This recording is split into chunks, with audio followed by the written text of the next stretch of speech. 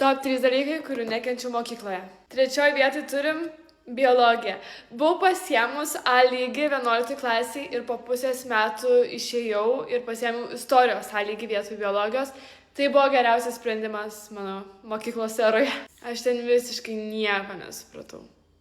Antras yra matematika. Iš tikrųjų, aš kaip ir visai susigaudžiau matematikoje ir jeigu man būtų gerai paaiškinę ją, aš manau, kad šitam liste jos tikrai nebūtų, kadangi turiu visai tą loginį mąstymą.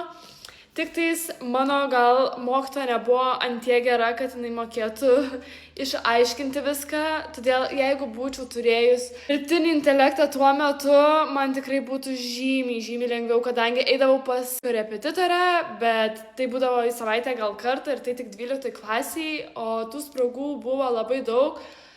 Būtų buvę taip gerai tas spragas tiesiog užsipildyti kiekvieną dieną, darant namų darbus, kas neaišku, tiesiog įsijungti dirbtinį intelektą ir paprašyti, kad tau paaiškintų, kad parodytų, kaip daryti ir tiesiog spręsti visokius testukus.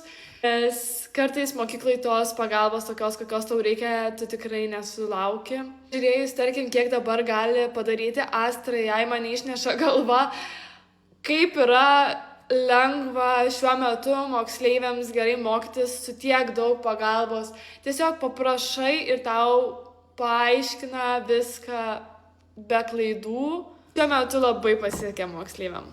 Na ir pirmoji vietoj yra fizika, apie kurią visiškai nieko nesuprantu ir net nežinau, ko nesuprantu. Ir kai galėjau atsisakyti dalykus, jos atsisakiau pačios pirmos ir aš ją jau pamiršus nuo, nežinau, 10 klasė turbūt buvo paskutinė pamoka fizikos.